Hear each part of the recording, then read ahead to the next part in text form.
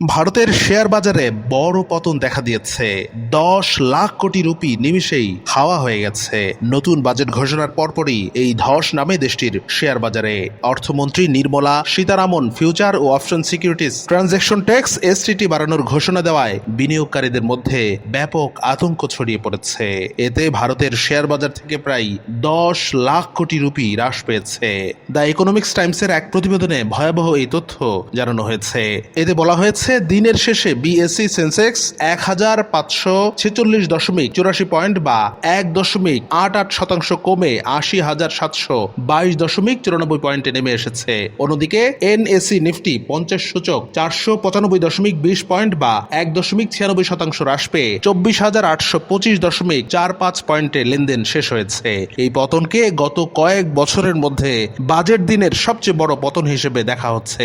প্রতিবেদনে বলা হয়েছে, বাজার মূলধনের ক্ষতি প্রায় 10 লাখ কোটি রুপির কাছাকাছি নেমে এসেছে। বিএসসিতে তালিকাভুক্ত কোম্পানিগুলোর সম্মিলিত মূলধন 9,72,000 কোটি রুপি কমে 450.15 লাখ কোটি রুপিতে নেমে এসেছে। ভারতের অর্থমন্ত্রী ঘোষণা করেন, ফিউচার্সে এসটিটি সূচক 0.02% থেকে বাড়িয়ে 0.05% করা হবে। অপশন প্রিমিয়াম এবং অপশন এক্সারসাইজ এসটিটি 0.10% ও 0.125% থেকে বাড়িয়ে 0.15% করা হচ্ছে। এই পদক্ষেপের লক্ষ্য এফ&ও সেগমেন্টে অতিরিক্ত স্পেকুলেশন কমানো এবং ছোট বিনিয়োগকারীদের সুরক্ষা দেওয়া। কিন্তু এতে ব্রোকারেজ, এক্সচেঞ্জ ও ট্রেডিং সংশ্লিষ্ট স্টকগুলোতে তীব্র বিক্রি হয়। প্রতিবেদনে আরো বলা হয়, সেন্সেক্সের 30টি স্টকের মধ্যে SBI, Adani ports, BEL, ITC, Tata steel, Hindalco, ONGC সহ অনেকগুলো 4 থেকে 6% পর্যন্ত কমেছে। ব্রোকারেজ ফার্ম যেমন এঞ্জেল ওয়ান, বিএসসি, গ্রোয়ের শেয়ার 8 থেকে 13% পর্যন্ত পতন হয়েছে।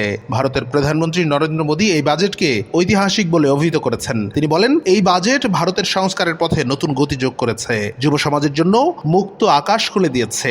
রাজস্ব ঘাটতি কমানো, মুদ্রাস্ফীতি নিয়ন্ত্রণ, উৎপাদন, শিক্ষা, দক্ষতা উন্নয়নের উপর জোর দেওয়া হয়েছে। এটি বিকশিত ভারতের দিকে একটি শক্তিশালী ভিত্তি। মানুষের কেন্দ্রীয় অর্থ ব্যবস্থা করার স্বপ্ন পূরণ করবে এই বাজেট। রাজস্ব ঘাটতি কমানো, মুদ্রাস্ফীতি কমানোর উপর জোর দেওয়া হয়েছে।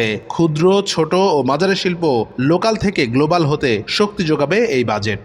কিন্তু নরেন্দ্র মোদী চটকদার অনেক কথা বললেও শেয়ার বাজারের এই ধস ভিন্ন কিছুর ইঙ্গিত দিচ্ছে।